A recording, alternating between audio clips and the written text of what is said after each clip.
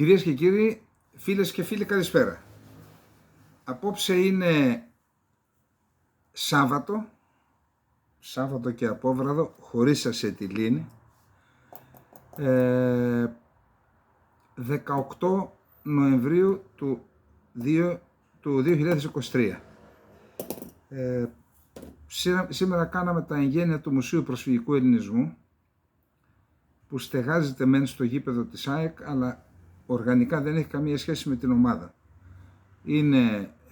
Παραχώρησε το γήπεδο ένα χώρο 1.000 και τετραγωνικών μέτρων και εκεί, μετά από εργώδεις προσπάθειες 5 ετών, ολοκληρώθηκε η συλλογή και η κατασκευή του μουσείου. Σήμερα έγιναν τα εγγένεια. Εκεί μπορεί να δει κανείς την ιστορία των Ελλήνων της Ανατολικής Θράκης, της Κωνσταντινούπολης, του Πόντου, της Καπαδοκίας και της υπόλοιπης Μικράς Ασίας.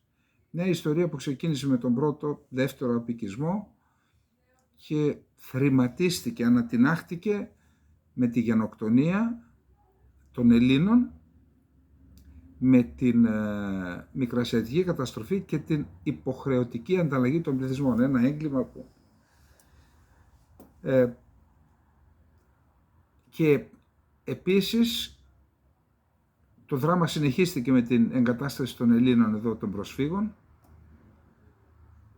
οι οποίοι, εάν δούμε τα οικονομικά στοιχεία, σε ποιο βαθμό συνεισέφεραν στη Νέα Ελλάδα, σε αυτό το θαύμα που δημιουργήθηκε μετά την καταστροφή, μόνο τότε θα καταλάβουμε την συμβολή τους σε αυτό το θαύμα. Όλα αυτά, η παλιά ιστορία, η νεότερη, οι καλές μέρες πριν τη γενοκτονία, η μικρασιατική εκστρατεία, η μικρασιατική καταστροφή, ξεριζωμός, εγκατάσταση εδώ, τα δύσκολα χρόνια, στη συνέχεια ξανά όρθιοι, ξανά μπροστά, ξανά πρωτοπόροι, όλα αυτά μαζί με τις μεγάλες προσωπικότητες του μικρασιατικού ελληνισμού υπάρχουν μέσα σε αυτό το μουσείο. Θα λειτουργήσει από τις επόμενες μέρες. Ασχέτως το τι σημαίνει αυτό για εμάς τους μεγάλους ή όσους έχουμε καταγωγή, πιστεύω ότι για τα παιδιά μας, επειδή, όπως είπα, αυτή η ιστορία θρηματίστηκε και ανατινάχτηκε, μαζέψαμε τα σπαράγματά της, τα κομμάτια της και κάναμε αυτό το μουσείο. Και επαναλαμβάνω, δεν είναι οπαδικό θέμα, δεν αφορά όλους τους Έλληνες, πιστεύω κυρίως όμως τα παιδιά πρωτοβάθμιας και δευτεροβάθμιας εκπαίδευσης. Λοιπόν, αυτό ήθελα να πω σαν αναφορά. Ο κύριος Γιώργος Χατζηθεοδόρου μου έστειλε κι άλλο ένα σχόλιο για μια πρόταση που κάνει. Εγώ θα ήθελα από τον κύριο Χατζηθεοδόρου να καθίσει και να κάνει ένα κείμενο με συνοχή. Ποιες ακριβώς είναι οι προτάσεις του για την Κύπρο, και υπόσχομαι να τα πούμε εδώ. Γιατί δεν το καταλαβαίνω, το μπλέκει με αυτά που γίνονται στην Ελβετία και επίσης λες, κύριε Χατζηθεοδόρου, λες και πράγματα που δεν συμβαίνουν. Δεν τους κάναμε τίποτα τους Τουρκοκύπριους. Ό,τι φασαρίες και γεγονότα έγιναν ήταν σκηνοθετημένα, ενορχιστρωμένα από τους Άγγλους. Δεν υπήρχε κανένα πρόβλημα λοιπόν και ούτε θα υπάρχει. Και επαναλαμβάνω, ας διακριθεί κάποιος, να μην ψηφίζουν. Γιατί ψηφίζει, νομίζετε, κάποιος, αν υπάρχει κάποιος, ο Σενέρ Λεβέν για παράδειγμα, είναι καλύτερος από πολλούς Ελληνοκύπριους, αυτόν να ψηφίσουν. Εννοώ για κάτι. Δεν υπάρχει τέτοιο θέμα. Αν κάνουμε σταθμισμένες ψήφους, τότε πάμε σε apartheid. Αλλά μία ολοκληρωμένη πρόταση θα τη διαβάσω. Και μια που είμαστε στην Κύπρο, σαν αύριο, οι Άγγλοι σκότωσαν τον Κυριάκο Μάτση. Θα διαβάσω μια ομιλία του Παντελή του Σαββίδη για το θέμα που έκανε, επειδή σπούδασε στη Θεσσαλονίκη ο Κυριάκος Μάτσης. Έχει ενδιαφέρον, όλα έχουν ενδιαφέρον, αλλά ένα κομβικό σημείο έχει ενδιαφέρον, θα το δούμε παρακάτω, της ιστορίας αυτού του ήρωα. Γεννήθηκε στο χωριό Παλεχώρη στις 23 Ιανουαρίου του 1926 και έπεσε ηρωικά αντιστεκόμενος στο καταφύγιό του στο Δίκομο, το οποίο περικύκλωσαν οι Άγγλοι αποικιοκράτες στις 19 Νοεμβρίου του 1958. Προδόθηκε και δεν παραδόθηκε. Το σώμα του γενναίου Έλληνα της Κύπρου κομματιαζόταν από τα θανατηφόρα θραύσματα των χειροβοβίδων που έριξαν οι Άγγλοι στρατιώτες, αλλά η ψυχή του έμεινε αθάνατη. Ήταν έτοιμος για το θάνατο. Τον είχε προβλέψει στα γράμματά του. Τον είχε αναλύσει στους φιλοσοφικούς στοχασμούς του. Τον είχε με σιγουριά καταγράψει στο ημερολόγιό του. Τον είχε τραγουδήσει. Έκλεξε όσον μπορείς τον τρόπο του θανάτου σου. Ένας ωραίος θάνατος είναι συνήθως η ευγενεστέρα πράξη της ζωής, είχε γράψει. Ήταν μόλις 32 ετών, αλλά έζησε τη ζωή του όπως την ήθελε. Έντονα και με αγάπη προς την ελευθερία και την πατρίδα που αγαπούσε.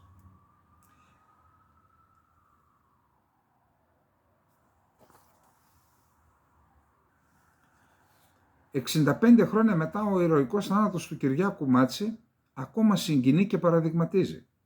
Ιδιαίτερα τώρα που ο κυπριακός ελληνισμός περνάει ακόμη μια βαθιά δυσκολία στο διαρκή αγώνα του να ζήσει ελεύθερος σε μια ενωμένη, απελευθερωμένη πατρίδα. Εισήχθη στο Πανεπιστήμιο της Θεσσαλονίκης το 1946 και σπούδασε γεωπονία, με την οποία ασχολήθηκε επιστρέφοντας στην Αμμόχωστο.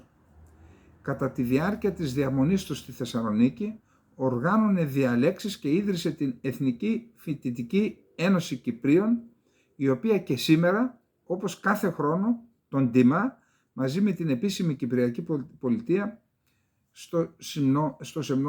με σεμνό μνημόσυνο που διοργανώνει.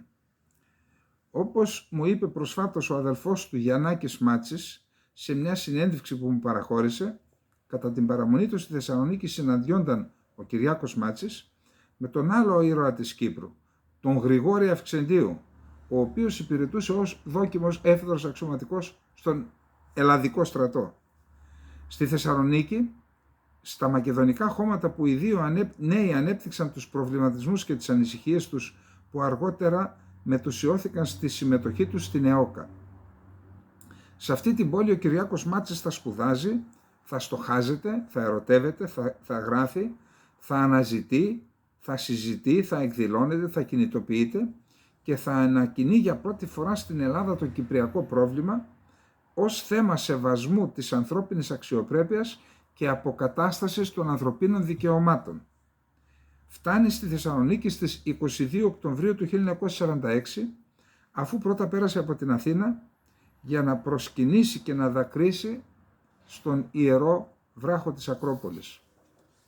6 ημέρες αργότερα παρακολουθεί στη Θεσσαλονίκη την επέτειο, την παρέλαση και την επέτειο της 28ης Οκτωβρίου και συγκινείται όταν βλέπει τους αναπήρους πολέμου.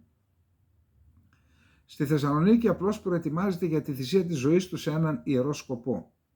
Θα έρθει, γράφει, κάποτε η ώρα της δράσεως. Τίποτα δεν κερδίζεται χωρίς θυσίες και η ελευθερία χωρίς αίμα. Η ώρα ήλθε. Στις 9 Ιανουαρίου 1956, ο Κυριάκος Μάτσης μεταφέρθηκε στο ανακριτήριο της Ομορφίτσας. Συνελήφθη μετά από προδοσία. Ένας πληροφοριοδότης των Βρετανών τον είχε καταδώσει μαζί με τα υπόλοιπα μέλη της ηγεσίας της ΕΟΚΑ Αμμοχώστου. Ο Γιαννάκης Μάτσης, που είχε συλληφθεί και ο ίδιος την ίδια μέρα, γράφει στο βιβλίο του «Μεταπαρησίας» ότι μέρα νύχτα άκουγε τις ατέλειωτες βασανιστικές ανακρίσεις των στελεχών της οργάνωσης και ιδιαίτερα του Κυριάκου. Δίπλα από το ανακριτήριο υπήρχε ένα δημοτικό σχολείο και τα παιδιά φώναζαν παίζοντας. Η ζωή έξω συνεχιζόταν. Μέσα άλλοι νέοι βασανίζονταν για τον αγώνα τους. Εκείνες τις ημέρες στα ανακριτήρια βρίσκονταν και άλλοι αγωνιστές που αποτελούσαν την ηγετική ομάδα της Αμμοχώστου. Γνωρίζοντας το ο Κυριάκος Μάτσης, καθώς έμπαινε στα ανακριτήρια, άρχισε να λέει το τραγούδι. Ένας φίλος ήρθε απόψε από τα παλιά, φορτωμένος με χιλιάδες αναμνήσεις, για να καταλάβουν οι συναγωνιστές του ότι ήταν και αυτός εκεί. Οι Βρετανοί τον υπέβαλαν σε φρικτά βασανιστήρια, ηλεκτροσόκ, τεχνητούς πνιγμούς, υποχρεωτική αϊπνία καθ' όλη τη διάρκεια του 24ωρου. Ο Κυριάκος Μάτσης ήταν ο μόνος από τους συλληφθέντες αγωνιστές, ο οποίος παραδέχθηκε θαραλέα ενώπιον των ανακριτών ότι ήταν στέλεχος της ΕΟΚΑ και μάλιστα υψηλόβαθμο, τονίζοντάς τους ότι τόσο ο ίδιος όσο και οι συναγωνιστές του πάλευαν για την αυτοδιάθεση που τους είχαν υποσχεθεί ότι θα δινόταν μετά την ήττα του ναζισμού και του φασισμού, που τους είπαν ελάτε να πολεμήσετε μαζί μας, πήγανε πόσες δεκάδες χιλιάδες Ελληνοκύπριοι να πολεμήσουν με τους Άγγλους και μετά οι Άγγλοι τα γνωστά. Ο ίδιος ο κυβερνήτης Χάρτινγκ επισκέφθηκε τον Κυριάκο στα ανακριτήρια της Ομορφίτσας. Του πρόσφερε ένα μυθικό ποσό για να παραδώσει τον αρχηγό και τους συναγωνιστές του, να προδώσει. 500.000 λίρες Αγγλίας εκείνη την εποχή αγόραζες ίσως και 50 διαμερίσματα. Το ποσό ήταν μυθικό. Και η απάντηση του Κυριάκου είναι γνωστή και έχει μείνει στην ιστορία. Ου περί χρημάτων των αγώνα ποιούμεθα, αλλά περί αρετής. Να σας πω την αλήθεια, ήθελα να τιμήσω τη μνήμη, να τιμήσουμε μαζί τη μνήμη του Κυριάκου Μάτση. Εξίσου όμως ήθελα να πούμε και να σταθούμε σε αυτή την πράξη, σε αυτή τη φράση. Ου περί χρημάτων των αγώνα ποιούμεθα, αλλά περί αρετής. Δεν θέλω να κάνω τώρα συγκρίσεις, αλλά πόσους θα βρούμε σήμερα να πούν αυτή τη λέξη. Προχωράμε. Μετά την ανάκρισή του μεταφέρθηκε στα κρατητήρια της Κοκκινοτριμηθιάς.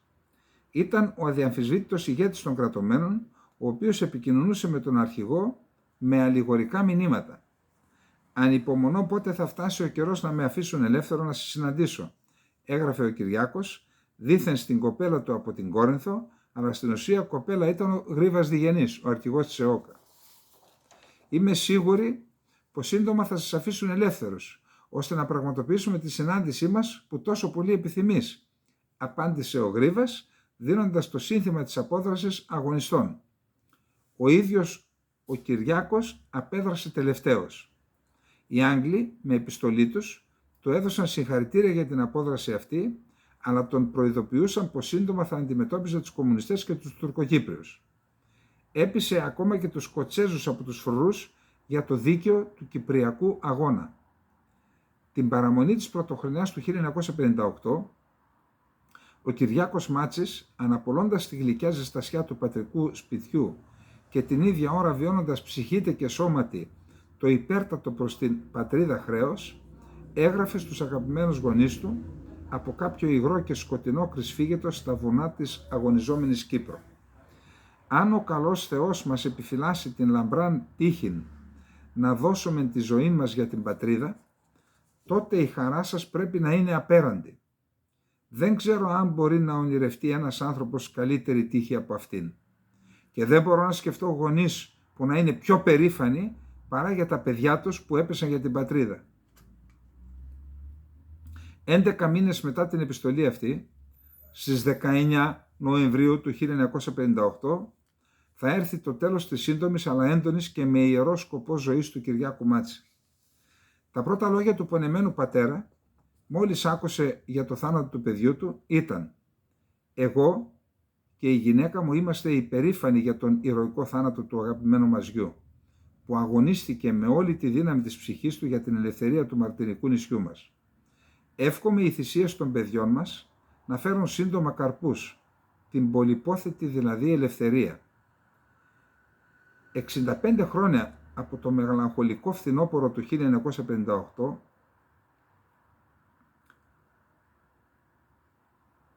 και σχεδόν 50 χρόνια από το καυτό καλοκαίρι του 1974, μνημονεύουμε και τιμούμε ξανά τον Κυριάκο Μάτση και δεόμεθα όχι μόνο υπέρ αναπαύσεως της ψυχής του, αλλά και να βρίσκουμε δύναμη να συνεχίσουμε έναν αδικαίωτο αγώνα για την ανεξαρτησία και την ελευθερία του Κυπριακού Ελληνισμού.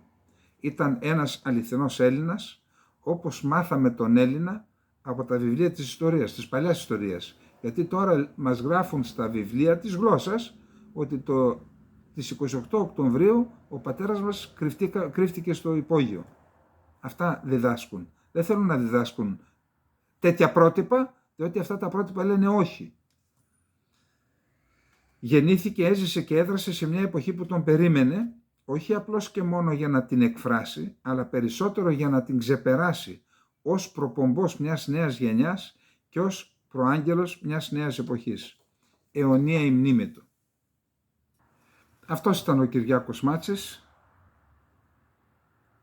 Πιστεύω ότι αξίζει τέτοιες προσωπικότητες, αλλά και τέτοιους ήρωες να τους αναδεικνύουμε, και γι' αυτό επιλέξαμε να κάνουμε την εισαγωγή της απόψινής εκπομπής. Πάμε τώρα στον πόλεμο. Ο πόλεμος συνεχίζεται και θα έλεγα ότι έχει πέσει η ένταση και των βομβαρδισμών και των μαχών. Προφανώς, πραγματικά προσπαθώ να μεταφερθώ στο πεδίο. Μας λέγανε, διαβάζαμε, ότι πρόκειται, ότι η Χαμάς έχει από 20 μέχρι 30.000, μέχρι 40.000. Γιατί ξέρετε, είναι μια οργάνωση που έχει και μυστικότητα, δεν ξέραμε. Πάντως βάζαν ως βάση τις 20.000. Επίσης είναι και η Ισλαμική Τζιχάντ και εκεί λένε ήταν περίπου 10.000. Δεν φαίνεται οι απώλειες τους να είναι μεγάλες. Τουλάχιστον δεν το λένε αυτό ούτε οι Ισραηλινοί. Πού πήγαν αυτοί οι άνθρωποι? Γιατί, επαναλαμβάνω, οι μάχες έχουν πέσει. Και μετά από αυτό, αφού θεωρούν ότι ελέγχουν σε ένα βαθμό την Βόρεια Γάζα, τώρα πια αρχίζουν να στρέφουν την προσοχή τους και την πορεία των επιχειρήσεων οι Ισραηλινές Ένοπλες Δυνάμεις προς τον νότο. Δηλαδή προς το νοτιοανατολικό, και τους στέλνουν προς το δυτικά, θα τα δούμε. Νότιο-δυτικά, θα δούμε στη συνέχεια τι έχουν πει και πώς. Εν πάση περιπτώσει, στην πράξη όμως φαίνεται ότι αυτό που επιχειρεί να κάνει ο Ισραηλινός στρατός είναι να καταστρέψει τις υποδομές, ούτως ώστε να είναι σχεδόν αδύνατη η επιστροφή τους αφού τελειώσουν με τη Χαμάς σε μια εντελώς κατεστραμμένη πόλη, που είναι η πόλη της Γάζας, αλλά και σε άλλες πόλεις. Καταστρέφονται οι υποδομές. Ποιος θα τα ξαναχτίσει αυτά ξανά? Πώς, τι και πώς? Και όπως θα δούμε παρακάτω, πιθανότατα να ισχύει το σχέδιο να φύγουν όλοι οι Παλαιστίνοι, να κάνουν εθνοκάθαρση δηλαδή, υπό το πρόσημα της προστασίας τους, αυτό λένε δύο βουλευτές, να κάνουν εθνοκάθαρση και στη συνέχεια να δούμε μια άλλη κατάσταση στη Γάζα. Όσον αφορά τώρα την πορεία των επιχειρήσεων, διάβασα τι είπε ο εκπρόσωπος της Χαμάς χθες και σήμερα. Λέει ότι χθες, τις τελευταίες 4 μέρες, έχουμε καταστρέψει 62 άρματα και οχήματα του Ισραηλινού στρατού. Είδα και ένα βίντεο με ένα άρμα κατεστραμμένο και ορισμένα βίντεο που χτυπούσαν με αντιαρματικές ρουκέτες τα άρματα. Όπως είπαμε, όντως ο αριθμός των αρμάτων είναι αρκετά μεγάλος που έχει πληγεί με αντιαρματικά όπλα. Όπως είπαμε όμως, αν το κάθε άρμα έχει, δεν ξέρω αν είναι τριμελίτα πληρώματα, τώρα σας είπα, έχω απομακρυνθεί από τις στρατιωτικές πληροφορίες. Ξέρετε, αν τρυπήσει ο θώρακας, τα βλήματα τα αντιαρματικά είναι έτσι φτιαγμένα ώστε να χύνουν μέσα έναν κόνο με λάβα που τους καίει τους πάντες. Άρα πρέπει να έχουμε 200 νεκρούς. Τι σημαίνει αυτό? Κατά πάσα πιθανότητα απλώς τα προκαλούν ζημιά, τα καθιστούν άχρηστα επιχειρησιακά, αλλά δεν τρυπούν το θώρακα μέσα. Αυτή είναι μια παρατήρηση δικιά μου, επαναλαμβάνω, με βάση τα όσα έχω δει. Επίσης είδα ένα βίντεο στην πόλη Μπεϊτ Χανούν, όχι Χανούν, ένα βίντεο που τράβηξαν της Χαμάς και χτυπούσαν μία μονάδα των ειδικών δυνάμεων στα χαλάσματα. Είδα μερικούς ανθρώπους που χτυπήθηκαν. Ο Αμπού Ουμπέιντα, ο εκπρόσωπος της Χαμάς, δηλώνει ότι υπάρχουν εκεί στην Beit Hanun που είδα το βίντεο, και όντως 2-3 ανθρώπους είδα να σοριάζονται και να τους τραβάνε, ότι υπάρχουν 9 νεκροί. Από πλευράς του Ισραηλινού στρατού δεν υπάρχει ανακοίνωση για το θέμα.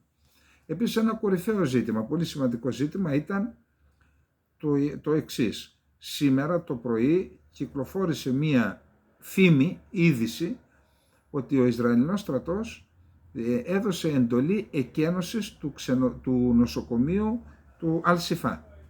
Στη συνέχεια ο Ισραηλινός στρατός είπε όχι, δεν δώσαμε εντολή εκένωσης, πάντως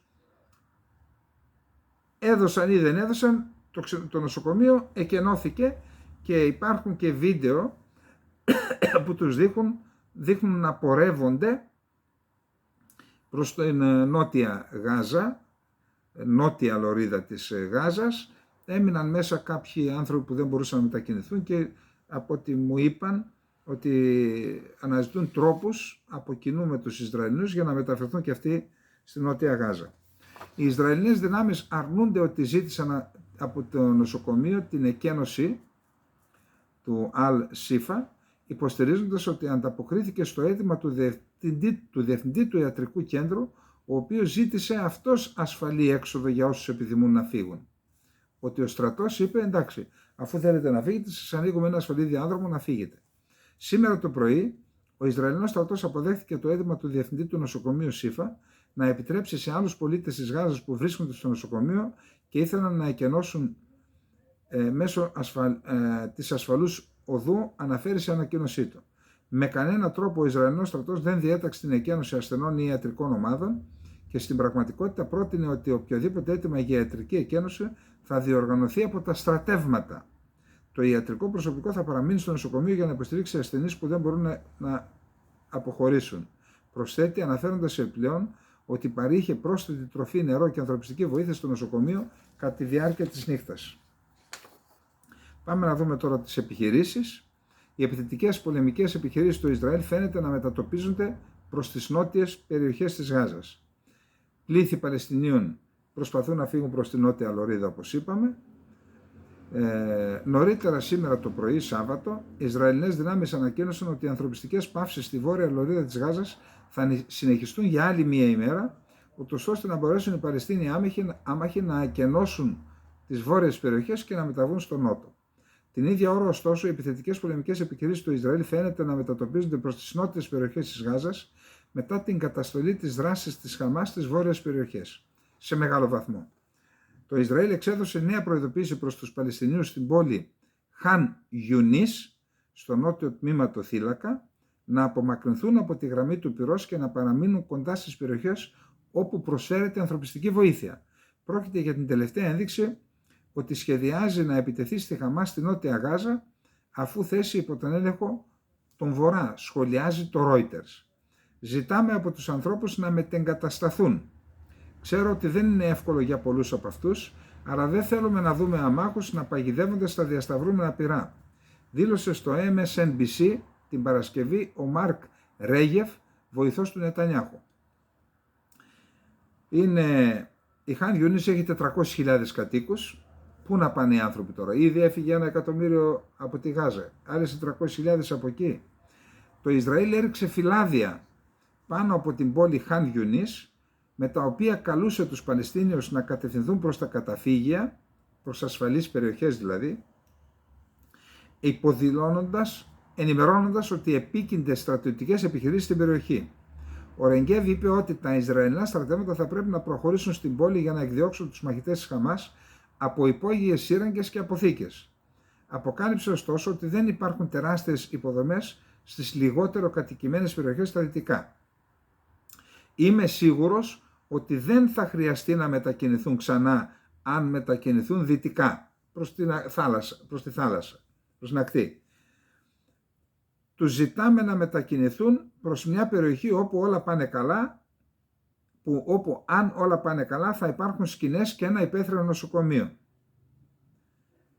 Δεδομένου μάλιστα ότι οι δυτικές περιοχές είναι πιο κοντά στη Ράφα, στο πέρασμα με την Αίγυπτο, η ανθρωπιστική βοήθεια θα μπορούσε να προσφερθεί το συντομότερο δυνατό, πρόσθεσε ο σύμβουλος του Νετανιάχου. Τώρα, Είπαμε χθες ότι υπάρχουν ορισμένα αγκάθια για τη συμφωνία για τους ομήρους. Ο Σέιμουρ Χέρς, δημοσιογράφος βετεράνος αλλά θεωρείται έγκριτος, αναφέρει ότι ενώ είχε ολοκληρωθεί η συμφωνία, θα απελευθέρωνε 71 ομήρους η Χαμάς, έθετε όμως ως όρο την πενθήμερη κατάπαυση του πυρός. Αυτό δεν το δέχθηκε ο Νετανιάχου και η συμφωνία, λέει, την άχτηκε στον αέρα. Τώρα, το αμερικανικό αίτημα αφορούσε την απελευθέρωση 71 ομήρων. Επετεύχθη συμφωνία γι' αυτό, αλλά η Χαμάς επέμενε σε μία πενθήμερη πάυση των εχθροπραξιών. Αυτό απορρίφθηκε αμέσως από τον Νετανιάχου, έγραψε ο Χέρς στο blog του στην πλατφόρμα Substack. Τώρα λοιπόν πάμε στην εθνοκάθαρση που είπαμε. Ο Ντάνι Ντανόν και ο Ραμ Μπεν Μπάρακ, βουλευτές στην Κνεσέτ, που είναι η Βουλή του Ισραήλ, τόνισαν ότι η Ευρώπη έχει μακρά παράδοση και υποχρέωση στην ουσία, γιατί είδα τι έλεγαν, εκτός από επιστολή που έστειλαν στη Wall Street Journal, έδωσαν και συνεντεύξεις. Έχει μακρά παράδοση να βοηθά μετανάστες που φεύγουν από ζώνες συγκρούσεων, όπως η πρώην Ιουγκοσλαβία και η Ουκρανία. Την ίδια ώρα που το Ισραήλ διαπράττει αυτά που διαπράττει στη Γάζα, 2 Ισραηλοί βουλευτές προέτρεψαν πρόσφατα τα δυτικά κράτη να υποδεχθούν τους Παλαιστίνιους πρόσφυγες. Η απρόκλητη τρομοκρατική επίθεση της Χαμάς στις 7 Οκτωβρίου έθεσε σε κίνδυνο όχι μόνο το Ισραήλ, αλλά και τους περισσότερους από 2 εκατομμύρια ανθρώπους που ζουν στη λωρίδα της Γάζας. Δηλαδή, η επίθεση της Χαμάς έθεσε σε κίνδυνο... Να ξαναπώ επακριβώς τι γράφουν στην επιστολή που έστειλαν στη Wall Street Journal οι 2 βουλευτές. Η απρόκλητη τρομοκρατική επίθεση της Χαμάς στις 7 Οκτωβρίου έθεσε σε κίνδυνο όχι μόνο το Ισραήλ, αλλά και τους περισσότερους από 2 εκατομμύρια ανθρώπους που ζουν στη λωρίδα της Γάζας. Παρόλο που η Χαμάς κέρδισε τις εκλογές το 2006 στη Γάζα και πήρε τον έλεγχο της περιοχής από την Παλαιστινιακή Αρχή το επόμενο έτος, η ομάδα δήλωσε ότι δεν φέρει καμία ευθύνη για τους ανθρώπους όπως ζουν εκεί, η ομάδα της Χαμάς. Ο Ντάνι Ντανόν και ο Ραμ Μπεν Μπάρακ τόνισαν ότι η Ευρώπη έχει μακρά παράδοση να βοηθά μετανάστες που φεύγουν από ζώνες συγκρούσεων όπως η πρώην Ιουγκοσλαβία αλλά και η Ουκρανία. Γράφουν: η Ευρώπη έχει μακρά ιστορία παροχής βοήθειας σε πρόσφυγες που φεύγουν από συγκρούσεις. Οι πόλεμοι στην πρώην Ιουγκοσλαβία εκτόπισαν εκατομμύρια, τα περισσότερα από αυτά από τη Βοσνία Ερζεγοβίνη. Η Γερμανία, η Αυστρία και η Σουηδία δέχθηκαν μεγάλους αριθμούς προσφύγων. Όταν ξέσπασε ο πόλεμος στο Κωσυφοπαίδιο, εκατοντάδες χιλιάδες Αλβανοί του Κωσυφοπαιδίου κατέφυγαν στη γειτονική Αλβανία και στη χώρα που τώρα ονομάζεται Βόρεια Μακεδονία. Το Δώρο, Τσίπρα και Κοτζιά. Ναι, οι ευρωπαϊκοί πληθυσμοί έχουν αναγκαστεί από τις κυβερνήσεις τους να απορροφούν ορδές εκατομμύρια μεταναστών από τη Μέση Ανατολή τις τελευταίες δεκαετίες και αυτό, γράφει το άρθρο του Banking News, έχει καταστρέψει κοινωνίες σε μεγάλο βαθμό αμετάκλητα. Το Ισραήλ θέλει περισσότερα από αυτά αυτή τη φορά, όχι μόνο για την Ευρώπη αλλά και για τη ΣΥΠΑ. Είναι αρκετά ξεκάθαρο τι συμβαίνει εδώ. Παρά τις διφορούμενες δημόσιες διακηρύξεις του για το αντίθετο, το Ισραήλ προσπαθεί να βρει πώς να καθαρίσει εθνοτικά τη Γάζα χωρίς να υποστεί σοβαρή πολιτική ζημιά από τη διαδικασία. Λέει το Banking News, συμφωνώ ότι με βάση αυτά που βλέπω, αφήστε τις δηλώσεις, ότι αυτό που επιδιώκουν είναι να κάνουν εθνοκάθαρση στη Γάζα.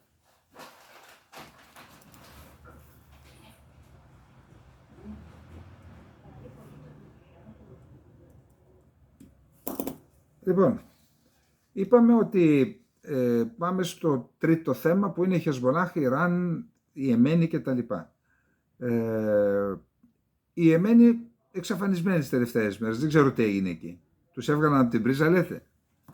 Και το Ιράν ψήλο εξαφανισμένο, έχουμε μια δήλωση. Η Χεσμολάχ πάντως για την τιμή των όπλων πάντως κρατάει την εικόνα της μάχης εκεί, γίνονται αψημαχίες. Λέει ότι είχαμε πυρά εναντίον Ισραηλινών στόχων στις παραμεθόριες περιοχές, με ρουκέτες Αράς, Ντεχλανέ και με αντιαρματικά βλήματα σε στόχους. Είδα και ορισμένα βίντεο.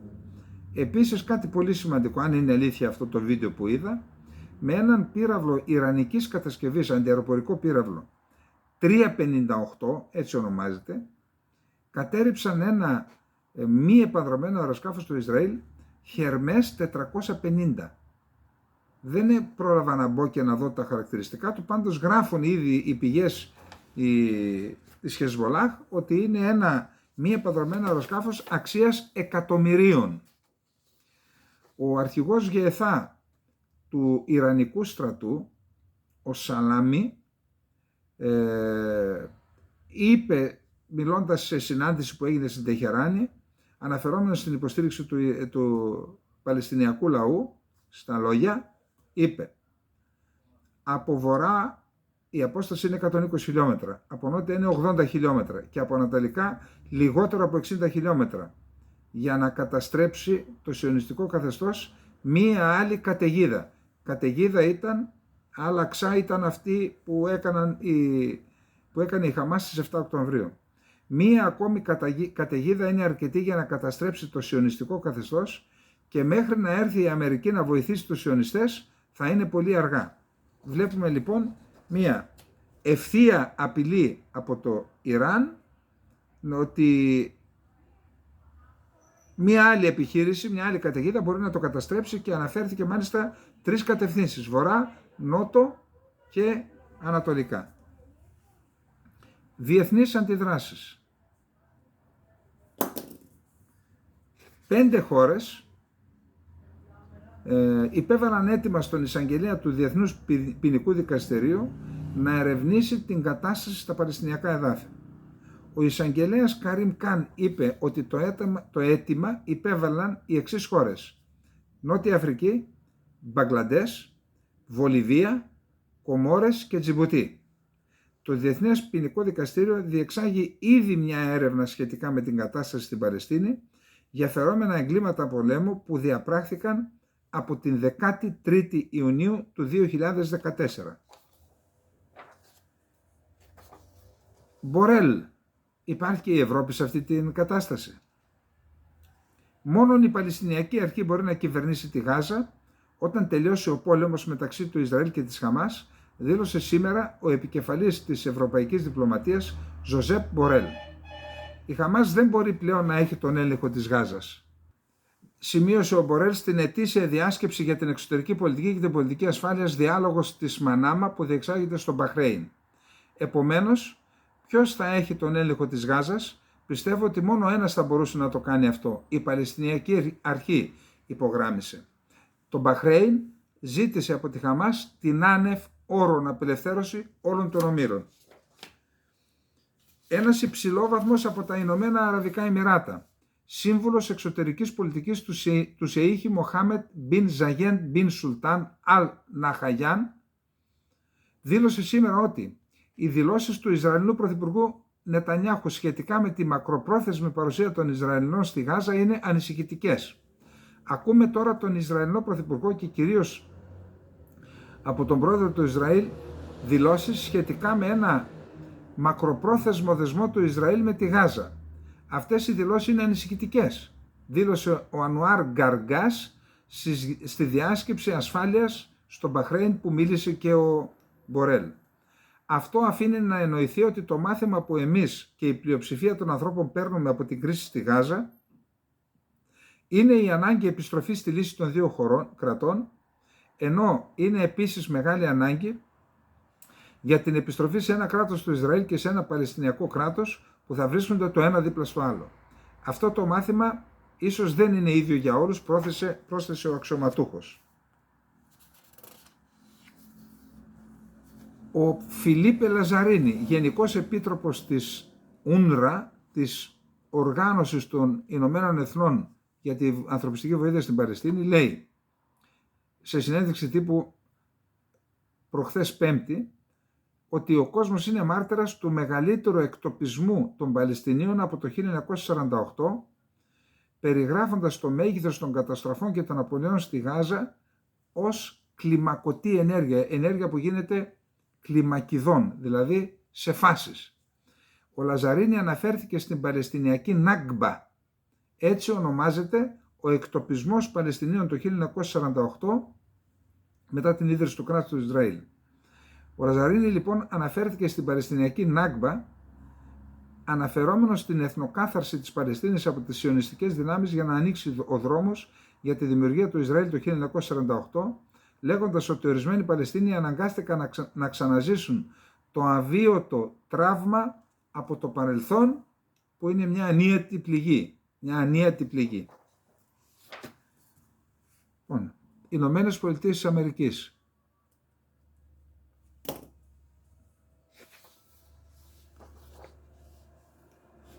Το αεροπλανοφόρο Eisenhower πλησιάζει στον Περσικό κόλπο.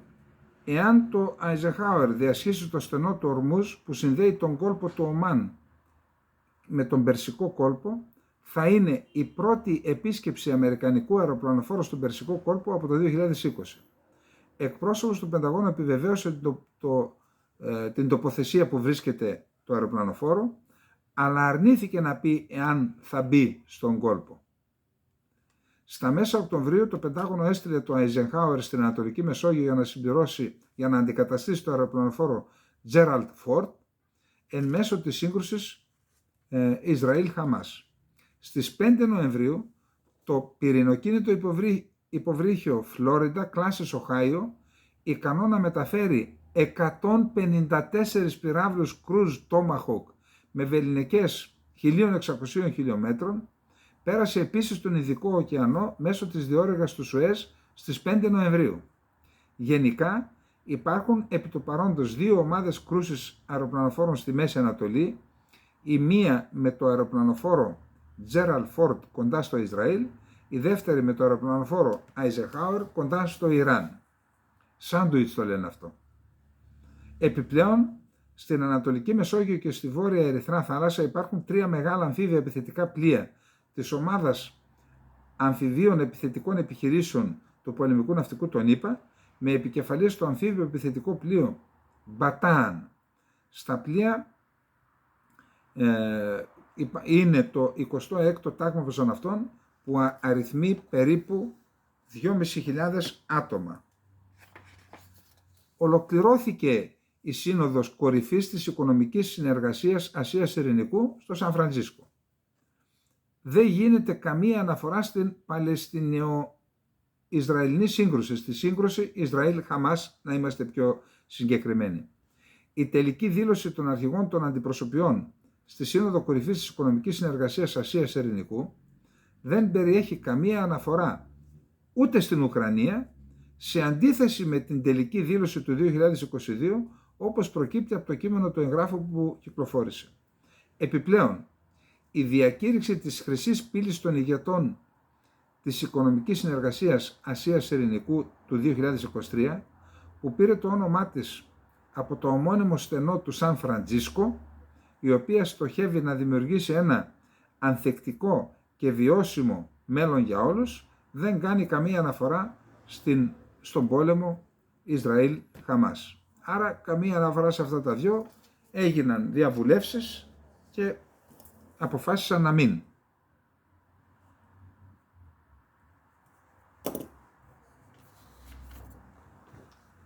Πάμε στον Ουκρανικό πόλεμο, Ουκρανία-Ρωσία.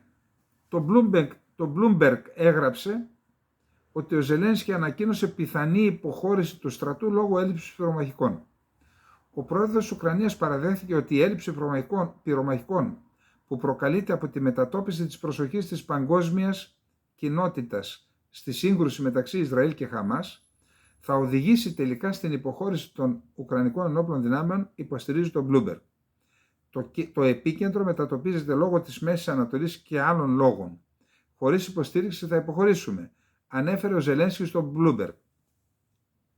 Θα κάνω μετά μια εκτίμηση για το θέμα. Η Ουκρανία, σύμφωνα με τον Ζελένσκι, έχει απόλυτη ανάγκη από βλήματα 155 χιλιοστών. Η προσπάθεια των οποίων έχει επιβραδυνθεί σημαντικά, γεγονός που υπονομεύει τις στρατιωτικές προσπάθειες, η προμήθεια των οποίων έχει επιβραδυνθεί σημαντικά, γεγονός που υπονομεύει τις προσπάθειες των Ουκρανικών ενόπλων δυνάμεων. Οι προμήθειές μας έχουν μειωθεί, αλλά αυτή είναι η ζωή και αυτό είναι φυσιολογικό αφού όλοι παλεύουν να επιβιώσουν, τόνισε ο Ζελένσκι. Να θυμίσουμε ότι δεν υπάρχει και οικονομική βοήθεια. Το Bloomberg πάλι. Οι ΗΠΑ δεν θα εγκρίνουν βοήθεια προς την Ουκρανία τουλάχιστον μέχρι τα μέσα Δεκεμβρίου του 2023. Η απόφαση των ΗΠΑ να παράσχουν νέα στρατιωτική βοήθεια στην Ουκρανία δεν θα ληφθεί νωρίτερα από τα μέσα Δεκεμβρίου, αλλά η διαδικασία μπορεί να διαρκέσει μέχρι τις αρχές του 2024, υποστηρίζει το Bloomberg. Η νέα βοήθεια των ΗΠΑ προς την Ουκρανία κινδυνεύει να καθυστερήσει. Και αυτό είναι ζωτικής σημασίας. Σύμφωνα με εκπρόσωπο του Πενταγώνου, οι ΗΠΑ έχουν ήδη αρχίσει να περιορίζουν τη ροή στρατιωτικής βοήθειας προς την Ουκρανία εν αναμονή της απόφασης των ΗΠΑ. Ενώ λοιπόν συμβαίνουν αυτά, ενώ αντιμετωπίζει σοβαρά προβλήματα οι Ουκρανικές Ενόπλες Δυνάμεις και ο ίδιος ο Ζελένσκι, τα έχουμε πει, χωρίς την αμερικανική βοήθεια μερικές εβδομάδες μετά δεν μπορούν να πολεμήσουν. Τα έχουμε πει και τα έχουν προειδοποιήσει ότι όταν ξεκινάς κάτι βασίσου πρώτα στα πόδια σου κατά 90% και το 10% από τους άλλους. Διότι όταν βασίζεσαι μόνο στους άλλους και οι άλλοι σου τραβήξουν το χαλί κάτω από τα πόδια, βυθίστηκες. Και ενώ συμβαίνουν αυτά, η Wall Street Journal, μια εφημερίδα εξόχως υποστηρικτική στο Ζελένσκι και στην Ουκρανία, έγραψε ένα διθεραμβικό άρθρο για τον Πούτιν. Λέει, η στρατηγική που ακολούθησε ο Ρώσος πρόεδρος στην Ουκρανία του βγήκε. Λέει ότι η εξωτερική πολιτική, τα στρατιωτικά και οικονομικά επιτεύγματα της Ρωσίας αποδεικνύουν ότι η στρατηγική Πούτιν στην αντιπαράθεση με τη Δύση λειτουργήσε. Σύμφωνα με τους συντάκτες του άρθρου, οι δυτικές χώρες ήλπιζαν σε μια πετυχημένη ουκρανική αντεπίθεση και σε μια εσωτερική αναταραχή και ανατροπή του Πούτιν. Ωστόσο, όπως σημειώνει η Wall Street Journal, η οικονομία της Ρωσίας δεν έχει καταστραφεί, ο στρατός της βρίσκεται σε επίθεση, η αμυντική της βιομηχανία υπερβαίνει σε όρους παραγωγής της βιομηχανίας της Δύσης και ο Πούτιν μπορεί να κοιτάξει με ικανοποίηση τα επιτεύγματα της εξωτερικής πολιτικής του, τα οποία εκδηλώνονται με την υποστήριξη βασικών χωρών της Ασίας και του Παγκόσμιου Νότου. Δηλαδή και σε πολιτικό επίπεδο κέρδισε το παιχνίδι, λέει. Τίποτα από αυτά δεν πρέπει να αποτελεί έκπληξη. Περισσότερο από 6 μήνες πριν από την είσοδο στρατευμάτων στην Ουκρανία το Φεβρουάριο του 2022, ο Πούτιν υπέγραψε τη στρατηγική εθνικής ασφάλειας για τη Ρωσία. Νέα στρατηγική. Και αυτή η νέα στρατηγική προετοίμασε τη Ρωσία για αυτόν τον μακροχρόνιο πόλεμο. Σύμφωνα με την αμερικανική εφημερίδα, οι δυτικοί ηγέτες έκαναν λάθος υπολογίζοντας σε μια γρήγορη ήττα της Ρωσίας, βασιζόμενοι όχι μόνο στην εξωτερική επιρροή, αλλά και τρέφοντας μη ρεαλιστικές ελπίδες για πραξικόπημα στη Ρωσία. Η λαϊκή υποστήριξη για την ειδική επιχείρηση των Ρώσων παραμένει ακλόνητη και ακόμα και οι ελίτ δεν έχουν γυρίσει την πλάτη στον Πούτιν. Μετά υπάρχει μια αναφορά τι είναι η στρατηγική εθνικής ασφάλειας που δεν έχουμε εμείς. Επίσης υπάρχει μια αναφορά του Πούτιν για πιθανό σαμποτάζ από τη Δύση, ο οποίος μιλώντας, λέει, σε ένα οικονομικό φόρουμ είπε ότι επειδή δεν πέτυχαν τους στόχους τους ούτε στα πεδία των μαχών οι δυτικοί, ούτε με τις κυρώσεις, ούτε να προκαλέσουν εσωτερικά προβλήματα, περιμένουμε να μας κάνουν κάποιο σαμποτάζ, δολιοφθορά μείζωνα, και έδωσε εντολή όλους να κατά πάσα πιθανότητα κάτι άκουσαν, κάπου κάποιος τους είπε, αν προετοιμάζεται κάτι. Ο στρατηγός Σεργέη Κρύβονος, Ουκρανός, η Ουκρανία εμπρός σε νέα τραγωδία θα χάσει και άλλες μεγάλες πόλεις, προειδοποιεί. Επίσης ο Σκοτ Ρίτερ, ένας πρώην στέλεχος της Αμερικανικής Υπηρεσίας Πληροφοριών της CIA, λέει ότι ο Ζελένσκι δεν θα είναι πρόεδρος το 2025 και αναφέρει ότι θα τον διαδεχθεί ο Ζαλούζνη και γι' αυτό υπάρχουν και όλα αυτά τα...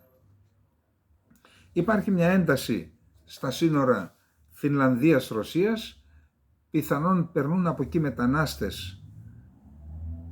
Ο Ερντογάν είναι ο μεγάλος δάσκαλος τελικά, τους έμαθε όλους να κάνουν παιχνίδια με τους μετανάστες.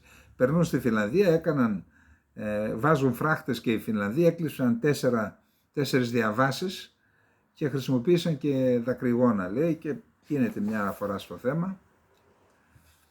Το Υπουργείο Εσωτερικών της Ρωσίας έθεσε τον Σεργέη Αλεξασένκο, πρώην υποδιοικητή της Τράπεζας της Ρωσίας και αναπληρωτή Υπουργό Οικονομικών, στη λίστα των καταζητουμένων. Μάλιστα λέγεται, αυτός ήδη ζει στις ΗΠΑ, λέγεται ότι αυτός ίσως συμμετείχε και στην κατάρτιση των κυρώσεων εναντίον της Ρωσίας. Δηλαδή, επειδή γνωρίζει την Ρωσία, Υπουργός Οικονομικών ήταν, λέει κάντε αυτές τις κυρώσεις για να γονατίσει η Ρωσία. Και τον έχουν επίσης, έβαλαν στον κατάλογο των ξένων πρακτόρων την εφημερίδα The Moscow Times, η οποία δεν εκδίδεται μάλλον στην... Επίσης υπάρχει μία αναφορά που λέει ότι το μυστικό ταξίδι του... Ξαφνικό ταξίδι θα το λέω τώρα, τι μυστικό, αφού ανακοινώθηκε, του επικεφαλής της CIA, του William Burns, στις 15 Νοεμβρίου, προχθές δηλαδή, στο Κίεβο, έγινε σε μια στιγμή που βρισκόταν στην Ουάσιγκτον ο Γερμάκ, ο κορυφαίος σύμβουλος του Ζελένσκι. Και αυτό, η παρουσία του εκεί έχει διπλή ανάγνωση. Άλλοι λένε ότι πήγε για να γεφυρώσει το χάσμα που υπάρχει στην κορυφή της ουκρανικής ηγεσίας, κυρίως μεταξύ Ζελένσκι και Ζαλούζνη. Άλλοι λένε ότι πήγε εκεί για να επιταχύνει την απομάκρυνση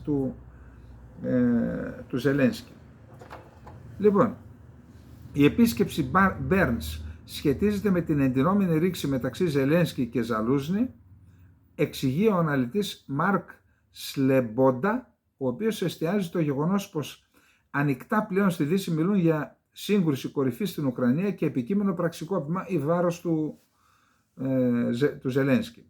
Οι ΗΠΑ πιέζουν την Ουκρανία να προχωρήσει σε προεδρικές εκλογές σύμφωνα με το χρονοδιάγραμμα έως τις 31 Μαρτίου 2024, με την πρόθεση να αντικαταστήσουν τον Ζελένσκι με τον Ζαλούζνη. Ο Ζελένσκι ακύρωσε αυτές τις εκλογές την προηγούμενη εβδομάδα, ισχυριζόμενος ότι δεν μπορώ να κάνω πόλεμο, το είπαμε εδώ, δεν μπορώ να κάνω εκλογές όσο είναι σε εξέλιξη ο πόλεμος. Μετά τη δήλωση αυτή πήγε ο διοικητής CIA στο Κίεβο. Και όχι μόνο αυτό, ο Ουκρανός πρόεδρος άρχισε να εξοντώνει τους συνεργάτες του Ζαλούζνη. Σκοτώθηκε ένας κοντινός συνεργάτης με χειροβομβίδα, είπαμε, στο σπίτι του και απομάκρυνε άλλους 3 συνεργάτες του Ζαλούζνη, ο Ζελένσκι. Ο στόχος του Μπέρνς ήταν απλός, να σταματήσει την εσωτερική σύγκρουση με απομπομπή του Ζελένσκι. Τέλος πάντων, το Foreign Affairs, τρομερό άρθρο, μπείτε και διαβάστε το στο ίδιο το Foreign Affairs.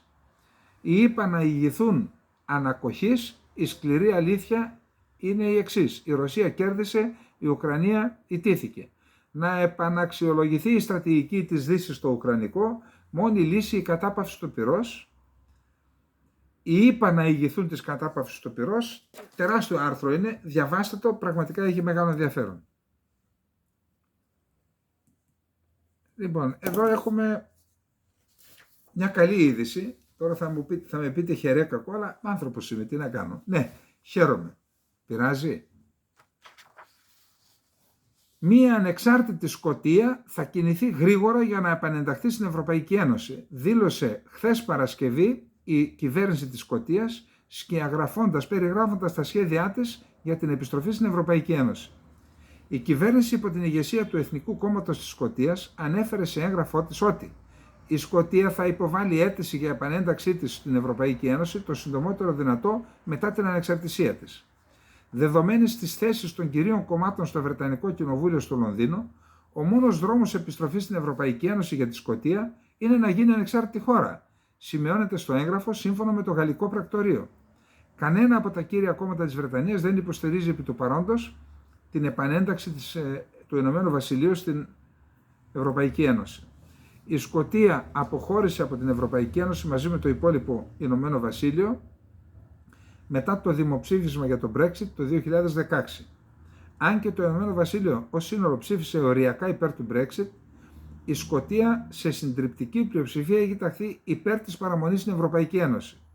Σύμφωνα με την τοπική κυβέρνηση, μια ανεξάρτητη Σκωτία θα ακολουθήσει την κανονική διαδικασία προσχώρησης γνωστή ως άρθρο 49, η οποία συνήθως διαρκεί αρκετά χρόνια. Αυτή η κυβέρνηση πιστεύει ότι η ένταξη στην Ευρωπαϊκή Ένωση είναι θεμελιώδης για το οικονομικό, κοινωνικό και πολιτικό μέλλον της Σκωτίας και ότι θα πρέπει να επιδιώξουμε την επανένταξή μας στην Ευρωπαϊκή Ένωση το συντομότερο δυνατό μετά την ανεξαρτησία. Η Σκωτία απέρριψε την ανεξαρτησία με δημοψήφισμα το 2014, δυστυχώς. Η κυβέρνηση του Ηνωμένου Βασιλείου επιμένει ότι το ζήτημα έχει κλείσει, ωστόσο το Εθνικό Κόμμα της Σκωτίας έχει δηλώσει πως έχει εντολή για διαπραγματεύσεις ανεξαρτησίας με το Λονδίνο εάν κερδίσει την πλειοψηφία των εδρών της Σκωτίας στις επόμενες εκλογές που αναμένονται το 2024. Να σας πω κάτι, θα πάω στη διάρκεια του δημοψήφισμα, θα κάνω τι εκλογές θα κάνουν, θα πάω να βοηθήσω υπέρ της ανεξαρτησίας, αν κάνουν δημοψήφισμα, αυτούς που θα πούν το ναι. Για μια δικαίωση ζούμε, νομίζω.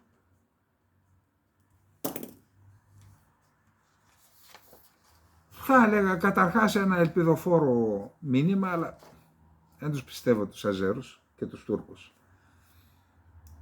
Η Αρμενία και το Αζερμπαϊτζάν κατάφεραν να συμφωνήσουν στις βασικές αρχές μιας ειρηνευτικής συμφωνίας, αλλά εξακολουθούν να μιλούν για διαφορετικές διπλωματικές γλώσσες, δήλωσε ο Πρωθυπουργός της Αρμενίας Νικόλ Πασινιάν το Σάββατο, σύμφωνα με το ρωσικό πρακτορείο ειδήσεων ΤΑΣ.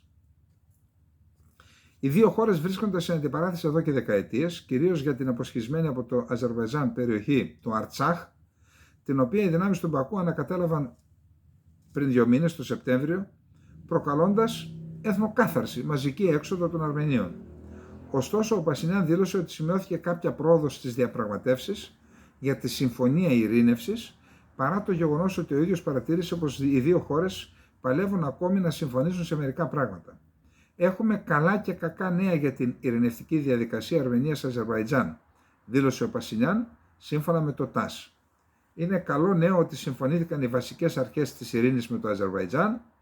Αυτό συνέβη με τη μεσολάβηση του επικεφαλής του Ευρωπαϊκού Συμβουλίου Σαρλ Μισελ ως αποτέλεσμα των συναντήσεών μου με τον πρόεδρο του Αζερβαϊτζάν στις Βρυξέλλες, είπε.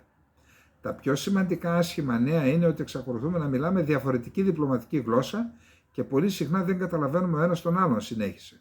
Ο Πασινιάν είπε ότι η Αρμενία πρότεινε επίσης την ανταλλαγή όλων των Αρμενίων αχμαλώτων με όρους κρατημένους από το Αζερβαϊτζάν, σύμφωνα πάντα με το ΤΑΣ. Ξέρετε τι έγινε στην Αρμενία? Ό,τι θα γίνει εκεί με την Κύπρο. Κάποιοι φαίνεται του σφύριξαν του Πασινιάν. Έλα ωραία, άστο να φύγει τώρα το Ναγκόρνο Καραμπάχ, το Αρτσάχ. Και μόλις έφυγε το Αρτσάχ και σου λέει εντάξει, γλιτώσαμε από ένα πρόβλημα, ήρθε η σειρά να φύγει και η Νότια Αρμενία τώρα και ολόκληρη Αρμενία στην επόμενη φάση. Γι' αυτό λέμε ότι αν χαθεί η Κύπρος θα χαθεί και η Ελλάδα. Την Κύπρο και τα μάτια μας.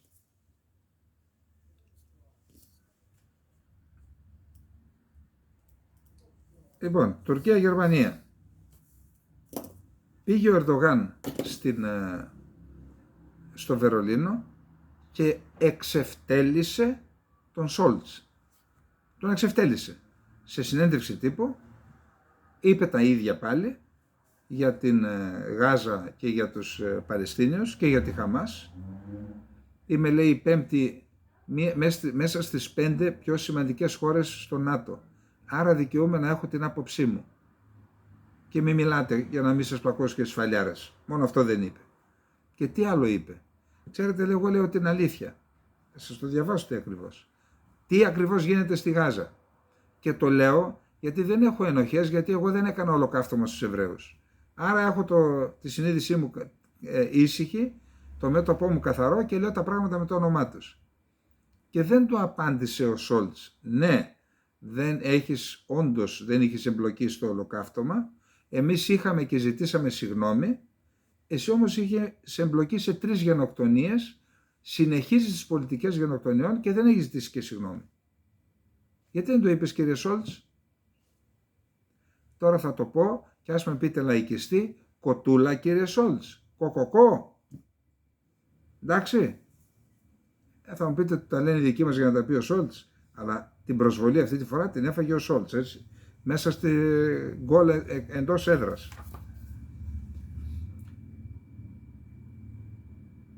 κανείς δεν μιλάει για τους χιλιάδες Παλαιστίνιους που έχει σκοτώσει το Ισραήλ, είπε ο Ερντογάν. Έκανε λόγο για Παλαιστίνιους ομήρους που κρατούν οι Ισραηλοί σε φυλακές, τους είπε ομήρους, και τόνισε ότι η Τουρκία, εν αντιθέσει προς τη Γερμανία, δεν έχει ενοχές του Ισραήλ και επομένως μπορεί να μιλά ξεκάθαρα. Οι δύο ηγέτες συμφώνησαν πάντως ότι η μόνιμη βιώσιμη λύση για την περιοχή είναι αυτή των δύο κρατών. Δεν είναι μυστικό ότι την τρέχουσα κρίση έχουμε διαφορετικές, εν μέρει πολύ διαφορετικές απόψεις. Συμμεριζόμαστε όμως την ανησυχία για μια γενικευμένη ανάφλεξη στη Μέση Ανατολή και παρά τις διαφορές είναι σημαντικό να συζητούμε απευθείας, είπε ο Σόλτς. Τρομερή απάντηση. Ο Ερντογάν από την πλευρά του υποστήριξε ότι ο κόσμος μιλάει συνεχώς για την Χαμάς, αλλά αποσιωπάται η απάντηση του Ισραήλ και η θάνατη στη Γάζα. Και αναφέρθηκε στην τεράστια διαφορά δύναμης και όπλων μεταξύ των δύο πλευρών, υποστηρίζοντας ότι οι Ισραηλοί διαθέτουν πυρηνικά όπλα, αλλά ψεύδονται και το αρνούνται. Η Γάζα στην πραγματικότητα δεν υπάρχει πια. Έχει ισοπεδωθεί. Υπάρχουν 13.000 νεκροί. Παρότι Παλαιστίνοι, γυναίκες, ηλικιωμένοι και παιδιά, καθώς και όμηροι στην Ισραηλινή πλευρά, όμηροι Παλαιστίνοι που τους κρατάει τους φυλακισμένους.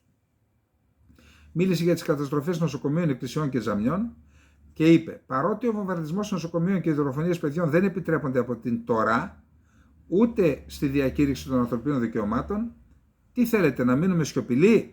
Αν δεν υψώσουμε τη φωνή μας, αν δεν κάνουμε τίποτα, θα πληρώσουμε το κόστος όπως δείχνει η ιστορία. Και η ψυχολογία της ενοχής δεν είναι σωστή προσέγγιση. Στο Σόλτς τώρα του κάνει και μάθημα. Δεν είμαστε ένοχοι απέναντι στο Ισραήλ. Αν ήμασταν, ίσως δεν θα μπορούσαμε ούτε εμείς να μιλήσουμε τόσο ξεκάθαρα. Δεν έχουμε περάσει την εμπειρία του ολοκαυτώματος. Είναι σημαντικό να σεβόμαστε τους ανθρώπους και ως Πρωθυπουργός έχω μιλήσει με σαφήνεια κατά του αντισημιτισμού. Εμείς δεν έχουμε ενοχές έναντι οποιοδήποτε. Και γιατί δεν το είπε εκεί? Πώς δεν έχεις ενοχές? Η Γερμανία αναγνώρισε τη γενοκτονία των Αρμενίων και των Ελλήνων. Έκανε αναφορά. Γιατί δεν το είπε? Αλλά το είπα γιατί. Εντάξει. Τέθηκε και το θέμα των Eurofighter. Λέει αν δεν μας δώσετε θα βρούμε αλλού. Επιστρέφοντας, είπε και άλλα πολλά, δεν έχουμε χρόνο να τα πούμε. Επιστρέφοντας από τη Βερολίνο, συνήθως εκεί ανοίγει το στόμα του. Είπε για την Ελλάδα πράγματα, λέει δεν έχουμε κανένα πρόβλημα που δεν μπορούμε να επιλύσουμε με την Ελλάδα. Σε σχετική ερώτηση δημοσιογράφου, εάν θα υπάρξει βήμα έκπληξη για την επίλυση προβλημάτων και τη συνεργασία, επικαλούμενο στη δήλωση του Κυριάκου Μητσοτάκη ότι η συνεργασία με την Τουρκία είναι απαραίτητη, υποστήριξε ότι ο διάλογος πρέπει να γίνεται σε διμερές επίπεδο χωρίς την ανάμειξη τρίτων. Ενοχλεί την Τουρκία εμείς να αναζητούμε συμμάχους, είτε στη Γαλλία, είτε στην Αίγυπτο, είτε στην Αμερική, είτε στην Ευρώπη. Έτσι, και λέει όχι, βγάλτε τους αυτούς από το... Και το κάναμε. Για κοιτάξτε τι λέει εδώ. Ευχήθηκε να ξεκινήσει μια νέα διαδικασία μεταξύ των δύο χωρών. Είπε ότι θεωρεί φυσιολογικό ως δύο σημαντικές χώρες στην περιοχή τα συμφέροντά τους να είναι προς την ίδια κατεύθυνση και τόνισε ότι μπορούμε να λύσουμε τις διαφορές μας δίνοντας προτεραιότητα στο διάλογο. Διάλογος, ξέρετε τι σημαίνει? Εκτός το διεθνές δίκαιο. Με πολιτική λύση δηλαδή. Ως χώρες της περιοχής, αν αποκλείσουμε από τη διαδικασία τρίτες χώρες που προσεγγίζουν το θέμα με τη λογική του δικού τους κέρδους και του παζαριού, δεν θα έχουμε κανένα πρόβλημα που δεν θα μπορέσουμε να επιλύσουμε. Ότι τον ενοχλεί δηλαδή, και δεν ξέρω, το δέχτηκαν οι δικοί μας. Αν θέλουν να μας δώσουν αυτά τα αεροπλάνα, ας μας τα δώσουν, τα Eurofighter. Και αν δεν τα δώσουν, δεν υπάρχουν πόρτες να χτυπήσουμε. Υπάρχουν πάρα πολλές. Το ξέρετε. Τι έγινε πριν από τους S-400? Ζητήσαμε αντιαεροπορικά από την Αμερική και δεν μας τα έδωσαν. Πήραμε τους S-400 και τώρα όποτε θέλουμε, λέει, θα τους χρησιμοποιήσουμε. Και εμείς θα βρούμε μαχητικά και κάναμε και τα δικά μας όπλα. Λοιπόν, αυτά οι γερμανικές εφημερίδες, οι περισσότερες ταχώνουν στο Σόλτς, οι τουρκικές εφημερίδες, όλα τα πρωτοσέλιδα χύνουν δηλητήριο. Εξυψώνουν τον Ερντογάν στα ουράνια και ταχώνουν στους Γερμανούς, στους Ισραηλινούς και σε όποιον είναι μπροστά τους. Εμείς είμαστε τώρα Τώρα, την ελληνική κυριαρχία στα νησιά, τελευταίο θέμα, την ελληνική κυριαρχία στα νησιά του Αιγαίου αμφισβήτησε ευθέως ο αρχηγός του τουρκικού ναυτικού, θέτοντας θέμα αποστατικοποίησης 19 εξ αυτών. Μιλώντας ο ναύαρχος Ερντουμέντ Τατλίογλου, μιλώντας χθες στην Ναυτική Σχολή Υπαξιωματικών για την 133η επέτειο ίδρυσης των σχολών υπαξιωματικών του τουρκικού πολεμικού ναυτικού στη Γιάλοβα, εξαπέλυσε επίθεση εναντίον της Ελλάδος. Μάλιστα έθεσε εκ νέου ζήτημα αποστρατικοποίησης των νησιών, αμφισβήτησε τις θαλάσσιες ζώνες ακόμα και της Κρήτης και υποστήριξε ότι ουδέποτε στην ιστορία υπήρξε ελληνική κυριαρχία στο Αιγαίο. Σύμφωνα με το δημοσίευμα του Χαμπερλέρ, το ανθελληνικό μανιφέστο διατυπώθηκε λίγες μέρες πριν από τη συνάντηση που έγινε στην Άγκυρα για τα ΜΟΕ. Μετά τη συνάντηση, μετά την παρουσία Λαλάκου, μας επιτέθηκε. Αντί να καταβάλει προσπάθειες για την επίλυση των επίμαχων ζητημάτων, η Ελλάδα εμπλέκεται συνεχώς σε δραστηριότητες που αυξάνουν την ένταση. Για παράδειγμα, αυξάνει σταδιακά τον αμυντικό της προϋπολογισμό. Δηλαδή, λένε, μην εξοπλίζεστε, να σας πάρουμε χωρίς ντουφεκιά. Από τη Γαλλία αγοράζει 4 φρεγάτες Μπελάρα, επρόκειται να αγοράζει 18 και τελικά αγοράζει 24 Ραφάλ. Οι ΗΠΑ έχουν γίνει γείτονές μας. Το είπε αυτό, ότι οι Αμερικανοί έχουν γίνει οι γείτονές μας για τις βάσεις που έχουμε δώσει στους Αμερικανούς. Υπάρχουν νησιά με αποστρατικοποιημένο καθεστώς. 23 από αυτά είναι αποστρατικοποιημένα, αλλά 19 από αυτά έχουν στρατό. Η Ελλάδα αύξησε τα χωρικά της ύδατα στα δυτικά στα 12 μίλια το 2020, προσπαθεί να μας δώσει το εξής μήνυμα. Αν βρω την ευκαιρία θα τα αυξήσω στα 12 μίλια και στο Αιγαίο. Μάγος είσαι. Τι ευκαιρία ξευκαιρία. Θα έρθει κάποια στιγμή η κυβέρνηση που θα το κάνει και δεν θα σε ρωτήσει. Και δεν θα υπολογίσει και το κάζους μπέλι. Και άμα δεν έλα, θα σου την έχουμε στημένη. Εντάξει. Μετά αναφέρεται στην συμμαχία που έχει κάνει η Ελλάδα, η Κυπριακή Δημοκρατία, το Ισραήλ και η Αίγυπτος, που έχουμε κάνει ένα μπλοκ, λέει, εναντίον της Τουρκίας και υποστηρίζεται αυτό το μπλοκ από τη Γαλλία και από την Αμερική. Στόχος της Ελλάδας είναι να λάβει ηγετικό ρόλο στην περιοχή. Και λέει αυτός, έχουμε μια καλή ναυτική αεροπορία με 25 μη επανδρομένα αεροσκάφη, 12 αεροσκάφη ναυτικής πυροπολίας, 3 αεροσκάφη γενικής χρήσης και 41 ελικόπτερα. Ενώ η Ελλάδα, λέει, που υστερούσε σε αριθμό και δυναμικό πλοίων, τώρα, λέει, με τα καινούρια έχουμε έρθει στα ίσα. Λάθος κάνεις. Σας έχουμε καβαλήσει και θα σας καβαλάμε συνέχεια. Λοιπόν, αυτά. Απλά θέλω να κάνω μια αναφορά λίγο στο θέμα του πολέμου στη Ρωσία. Ακούστε. Κανονικά, τους ανθρώπους οι οποίοι, γιατί υπάρχουν στα χαρτιά, οι οποίοι πρότειναν τη στρατηγική τη συγκεκριμένη στην Ουκρανία, από το 2014 μέχρι σήμερα, οι ΗΠΑ πρέπει να τους περάσουν δικαστήριο. Μήπως ήταν πράκτορες της Ρωσίας. Γιατί? Φτάσαμε σε ένα αδιέξοδο. Η Ρωσία κατά πάσα πιθανότητα δεν θα ηττηθεί και αν δεν ηττηθεί, αυτό είναι από μόνο του ήττα για την στρατηγική της Δύσης. Δεν θέλω να πω για άλλα σενάρια. Ας μείνουμε εδώ που είμαστε. Αν μείνουμε εδώ που είμαστε είναι ήττα. Γιατί αν πάμε σε κατάπαυση του πυρός όπως λένε, δεν πρόκειται να ξαναγίνει πόλεμος, ούτε θα το επιτρέψουν τώρα οι άλλοι, θα προετοιμαστούν για... Άρα τι κάναμε εκεί πέρα και γιατί το κάναμε, δεν μπορούσαμε να βρούμε λύση πιο πριν. Έπρεπε να κάνουμε το Μεϊντάν, να ρίξετε εκατοντάδες δισεκατομμύρια εκεί πέρα, να σκοτωθούν εκατοντάδες χιλιάδες άνθρωποι πιθανόν και από τις δύο πλευρές. Για μένα ίδιοι είναι οι άνθρωποι, δεν έχει σημασία από εδώ και από εκεί.